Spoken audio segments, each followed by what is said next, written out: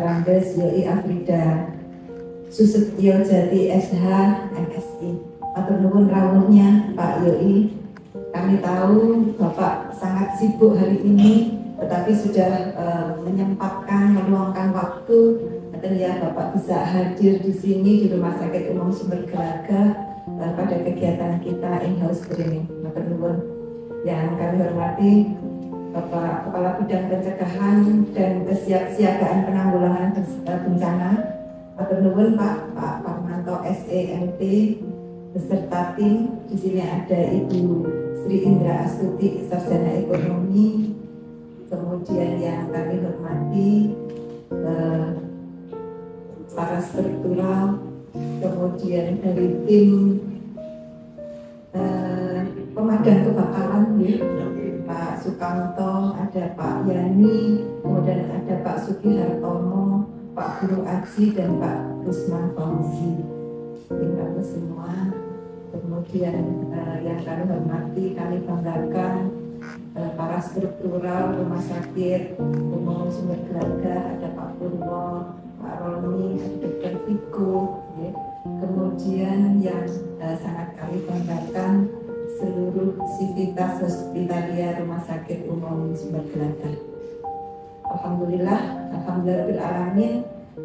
Kita panjatkan puji syukur kehadirat Allah Subhanahu wa Ta'ala. Hari ini kita semua dikaruniai nikmat yang luar biasa, nikmat sehat, nikmat sempat, sehingga kita semua dapat mengikuti kegiatan istimewa kita hari ini dalam keadaan bugar, sehat, walafiat. Amin.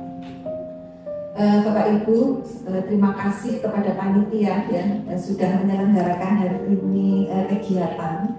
Jadi kegiatan ini dilaksanakan 2 hari, tanggal 29 dan tanggal 30 dalam satu rangkaian. Ya. Yang hari ini kita mendapatkan narasumber yang lengkap dari BPBD, Bapak Kalaksanya Rawuh sendiri, Pak Kabitnya dan timnya. Nanti akan memberikan satu pemahaman refreshing untuk kita semua, bagaimana kita dapat mengantisipasi adanya kemungkinan bencana yang akan terjadi. Kita harus siap semuanya, apakah itu bencana alam, bencana non alam, karena kita sebagai sivitas hospitalia rumah sakit memang ini harus kita pahami semua. Tujuannya adalah safety untuk semuanya, safety untuk pasiennya, safety untuk petugasnya, safety untuk rumah sakitnya, dan safety untuk lingkungannya. Artinya Bapak Ibu, kegiatan kita 2 hari ini adalah kegiatan yang sangat penting, in-house training, program manajemen fasilitas dan keselamatan sebagai upaya untuk penyelamatan pasien, penyelamatan keluarga pasien, pengunjung, karyawan, dan seluruh warga yang berada di sekitar rumah sakit dalam kondisi darurat tertentu di rumah sakit. Nah, inilah Bapak Ibu yang kita selenggarakan.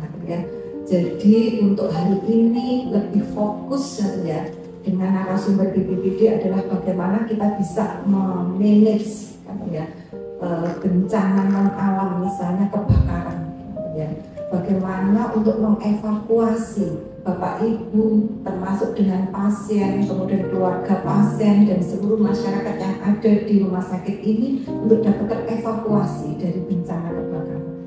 Apakah evakuasi ini dari satu gedung ini yang kita tempati, ataukah gedung-gedung pelayanan yang ada di rumah sakit?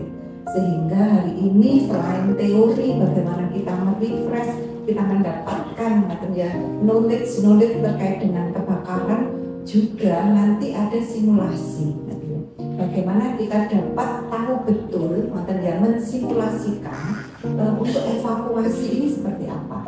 Yang pertama. Kemudian yang kedua, kita juga akan mendapatkan refreshing dalam in-house training ini. Bagaimana caranya memadamkan api Yang hari ini tadi yang bisa mensimulasikan adalah Pak Mahrus. Pak Mahrus hanya 1 orang di sini katanya. Tetapi setelah ini semua Bapak Ibu katanya mampu katanya untuk memadamkan api. Tahu juga bagaimana sarana prasarananya yang sudah disiapkan katanya oleh manajemen, misalnya aparnya seperti apa, penggunaan dan sebagainya. Jadi 2 hal inilah katanya yang fokus hari ini Bapak Ibu dapat mengikuti kegiatan ini. Nah, dilanjutkan besok Bapak Ibu, tidak terhenti hari ini. Besok Bapak Ibu lebih fokus lagi bagaimana kita bisa menanggulangi kegawat daruratan secara internal terkait dengan pelayanan. Nah, besok ya dikomandoi ya selain dari Pak Purwo, Pak Roni juga ada Dr. Viko. Bagaimana itu code blue, bagaimana itu code red, jadi kode-kode yang ada di rumah sakit, emergensi seperti apa, kemudian apa yang harus kita kerjakan, evakuasinya seperti apa, itu akan kita fokuskan di hari kedua. Nah, selain itu Bapak Ibu, kita juga tidak berhenti ya untuk safety tadi, apakah itu safety pasien ataupun safety petugas. Misalnya Bapak Ibu di sini ada yang bertugas di bagian perlimbahan, limbah bahaya, limbah B3. Bagaimana safety-nya kita sebagai petugas dalam menangani ataupun mengelola dari limbah-limbah berbahaya khususnya yang ada di rumah sakit. Nah, untuk itu semua Bapak Ibu kami sangat berharap seluruh peserta ternyata in-house training yang perwakilan dari unit-unit yang ada di rumah sakit ini dapat merefresh kembali, dapat tahu betul dan bagaimana nanti kita menerapkan gitu ya terkait dengan safety yang ada di sini. Nah, tentunya kita semua harus siap karena kita tidak tahu kapan bencana itu datang. Mungkin ini nanti yang akan mendapatkan penekanan ya dari narasumber. Bagaimana kita siaganya, bagaimana kita memitigasinya. Inilah yang harus kita persiapkan, yang tentunya ini menjadi satu penilaian ataupun kinerja dari sebuah rumah sakit untuk dapat menunjukkan mutu layanan. Salah satunya adalah safety atau ya dari rumah sakit itu sendiri. Nah, kemudian melalui pelatihan ini memang tidak hanya memberikan wawasan dan keterampilan baru kepada peserta, tetapi juga bagaimana praktek nyata dan juga memperkuat hubungan atau ya antar institusi, antar unit ya, yang menjadi sebuah kolaborasi di dalam RSUD Sumber Gelagah dan juga kolaborasi kita atau ya dengan BPBD khususnya di Kabupaten Mojokerto ini. Tentunya hal yang tidak kita inginkan, tetapi kalau ini terjadi, kolaborasi ini tetap kami harapkan. Untuk itu, melalui kegiatan kita hari ini juga merupakan satu jalinan kolaborasi. Nanti ya Pak Yoi ya, kolaborasi kita dengan BPBD, misalnya yang tidak kita inginkan itu terjadi, kita sudah siaga dan sudah memiliki jalinan network maupun kolaborasi dengan BPBD dan lintas sektor lainnya. Saya kira ngaten Bapak Ibu sekalian, kami berharap ya, kegiatan kita hari ini dapat penuh manfaat, apakah itu refreshing, kemudian prakteknya dan dapat diterapkan untuk safety khususnya safety petugas, pasien, dan safety hospital. Dan mudah-mudahan kegiatannya berjalan lancar, penuh berkah, ya. Dengan bersama-sama kita bacakan basmalah, ya. Bismillahirrahmanirrahim. Kegiatan in-house training kita hari ini, program manajemen fasilitas dan keselamatan kita mulai. Kedua, mudah-mudahan berjalan lancar dan penuh barokah. Pengalaman teman-teman ini waktu memadamkan api di rumah sakit Gadol ya Pak Kamto ya. Jam 2:30 pagi, jam 2 pagi saya ditelepon, teman-teman berangkat. Saya cek ke sana apa yang terjadi. Walaupun SOP-nya itu ada, tetapi ternyata di internal ini tidak bisa berjalan dengan baik, dan itu manusiawi karena harus butuh nyelamat awak dewi. Bagaimana kita dengan apabila sebagai agent yang ada di wilayah sebagai pelayanan mengarahkan pasien, mengarahkan pengunjung. Siapa yang berbuat, siapa yang melakukan. Jangan hanya mengandalkan satpam. Untuk segera siap siaga. Itu dalam rangka mengurangi yang namanya bencana. Jadi kita tidak bisa menolak dari bencana, karena bencana juga memang ciptaan dari Yang Maha Kuasa. Cuman kita hanya bisa mengurangi risiko yang akan timbul, termasuk juga di kegiatan kebakaran. Bapak Ibu yang hormati, sebetulnya tugas kami ini linear atau hampir sama dengan yang Bapak Ibu laksanakan di Civitas Hospitality. Sebetulnya hampir sama. Kalau Bapak Ibu tugasnya sama menyelamatkan. Tapi waktu sampai jam 11. Jadi saya melakukan sama Pak Kanto 15 menit ya untuk menerangkan pokok inti acaranya, yaitu sosialisasi pemadam kebakaran, ya, pencegahan dan penyelamatan. Nama saya Guru Haji Susanto, panggilannya Anto. Ya, terakhir kali saya memberikan sosialisasi di sini 2013 kondisi dan teman-teman staf yang di sini juga staf pimpinan. Saya sekarang bertugas di BPBD Kabupaten Mojokerto. Kalau ada gempa, lindungi kepala.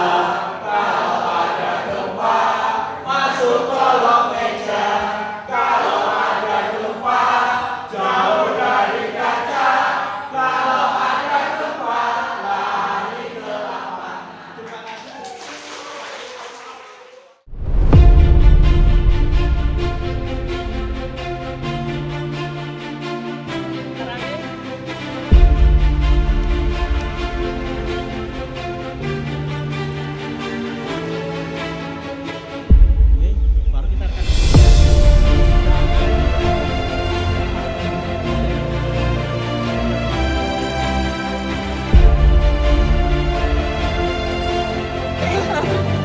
Yuk, ambil apar pada tempatnya.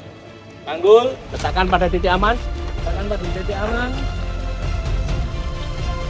Letak apar. Ya. Tahu, makan sih. Tepat pelan, satu kali ditekan. Sekian kali.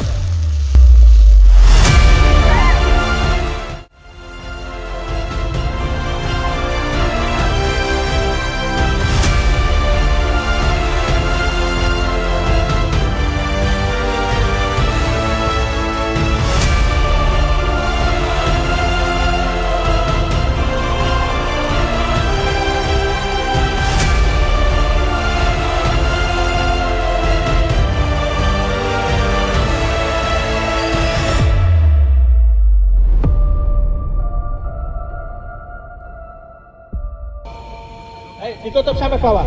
1, 2, 3. Hilang. Ya, enggak apa-apa. Ya. Oke. Nah, seperti itu tutup itu.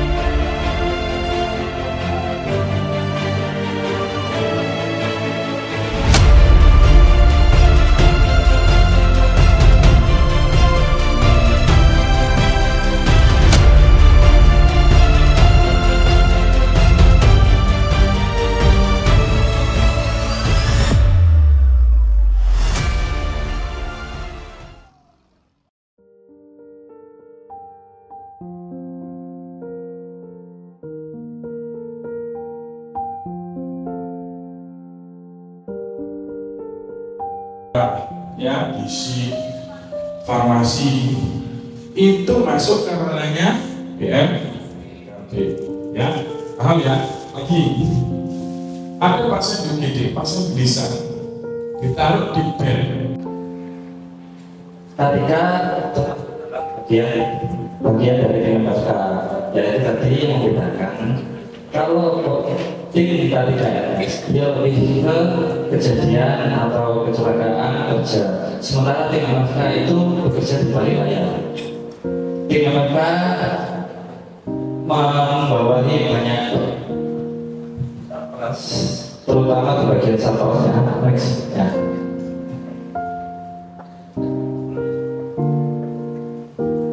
Nah, jadi setiap rumah sakit itu harus menyediakan lingkungan yang aman, berfungsi baik, dan lingkungan perawatannya aman bagi pasien, keluarga, staf, dan juga pengunjung. Nah, untuk mencapai tujuan itu, maka fasilitas fisik, kelengkapan bangunan, dan perawatan kesehatan, serta sumber daya lain dikelola secara efektif untuk mencegah resiko kecelakaan, cedera, ataupun penyakit akibat kerja.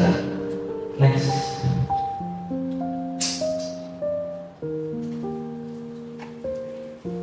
Oke, jadi di dalam MFK kami menaungi berbagai macam elemen. Yang pertama adalah kepemimpinan dan perencanaan.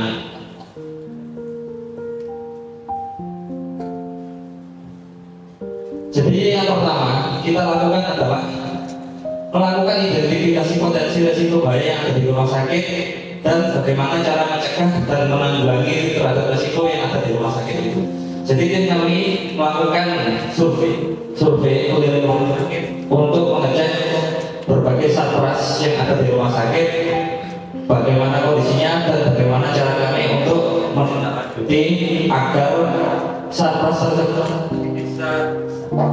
tersebut bisa layak digunakan baik bagi pegawai ataupun pasien.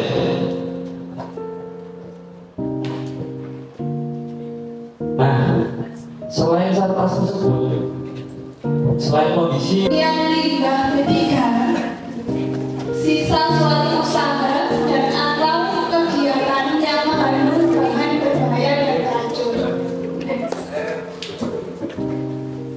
Pengelolaan B3 dan limbah B3. Kenapa ini saya sampaikan? Karena ini cukup penting ya. Yang pertama karena pengelolaan B3 dan limbah B3 secara aman wajib dilakukan oleh Pasienkes sesuai standar dan peraturan yang berlaku. Kemudian yang kedua, pengelolaan B3 dan limbah B3 dalam aspek K3, Pasienkes harus memastikan pelaksanaan pengelolaan menjamin keselamatan dan kesehatan kerja SDM pengelola terbebas dari masalah kesehatan akibat pekerjaannya. Yang ketiga, kesalahan dalam pelaksanaan pengelolaan B3 dan limbah B3.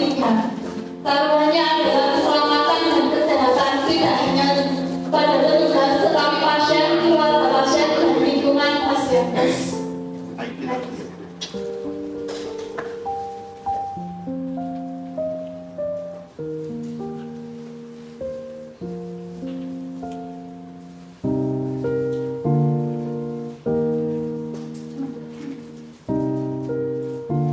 Di dalam Pokja MFK sendiri, pengelolaan B3 dan limbah B3 ini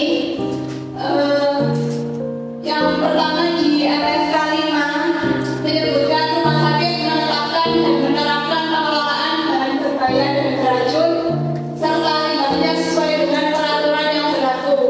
Ini sangat penting ya, karena ketika akreditas nanti pasti ada beberapa unit yang dikunjungi sama surveyor, kemudian salah satu pegawai itu menjelaskan atau memperagakan penanganan tumpahan B3, kemudian menjelaskan atau memperagakan tindakan kewaspadaan, prosedur dan partisipasi dalam penyimpanan, penanganan dan pembuangan limbah B3. Kemudian di dalam MFK 5.1, rumah sakit mempunyai sistem pengelolaan limbah B3 cair dan padat sesuai dengan peraturan yang berlaku. Untuk pengelolaan B3, saat kapal sana, mereka berebut keluar. Mereka berebut keluar, ada yang injak-injak, ada yang dari atas kapal langsung loncat ke dermaga, dan dari sampingnya kapal lagi loncat ke laut. Jadi saat insiden ini ada 8 yang meninggal dunia, puluhan lukanya dan luka. Ini bukan disebabkan karena dari apinya. Apinya 30 menit, 60 menit sudah ditangani. Tapi disebabkan karena kepanikan. Ini yang perlu kita perhatikan saat ada kebakaran. Ya, kepanikannya ini. Jadi kenapa dalam aktivasi potret ini tidak dianjurkan untuk menyebutkan kebakaran. Jadi di banyak rumah saya terusan ini hanya menyebutkan potret di ruang kulit nomor 12 misalnya seperti ini. Karena kita menghindari kata kebakaran, justru nanti akan membuat panik seluruh pasien. Kita belum evakuasi dulu apa, pasiennya sudah panik duluan. Jadi seperti itu. Next. Ini apa bagian-bagiannya saya review saja. Kemarin sudah dijelaskan. Ini baca-baca aja. Di sini saya mau ingin tahu ada yang di unit hijau dan ya belum ada. Nggak ada. Nggak ada perawatnya di sini. Perawatnya siapa? Oh, masih ada nasi.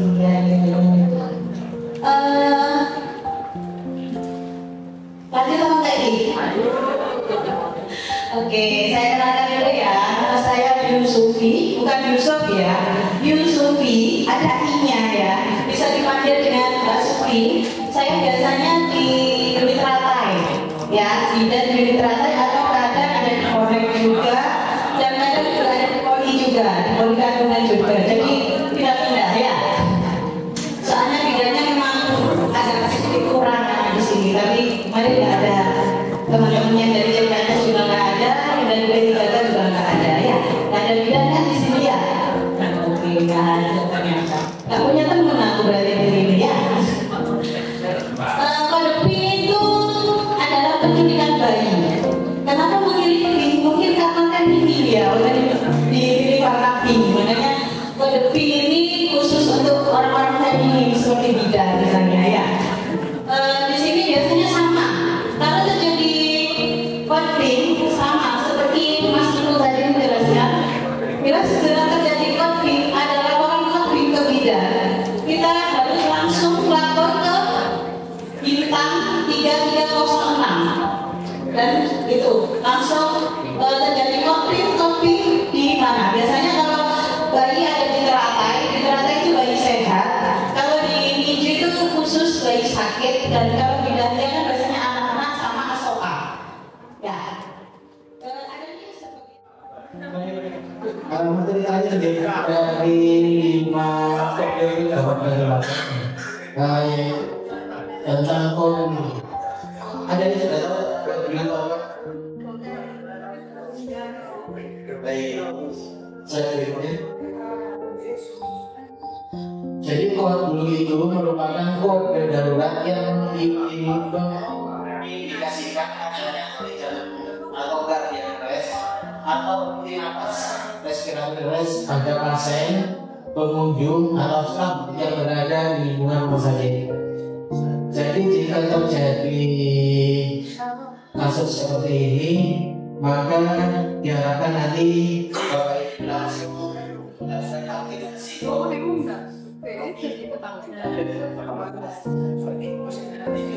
tujuan dari jadi tujuan dari aktivasi adalah memastikan respon dan koordinasi untuk menyelamatkan nyawa dan menyelamatkan kerusakan otak dalam pasien. Jadi yang perlu digarisbawahi adalah tepat dan terkoordinasi. Jadi karena ini masalah nyawa dari seseorang, jadi responnya harus tepat dan terkoordinasi. Cepat saja tapi tidak terkoordinasi juga tidak bisa, atau terkoordinasi tapi tidak cepat juga tidak bisa. Salam tangguh.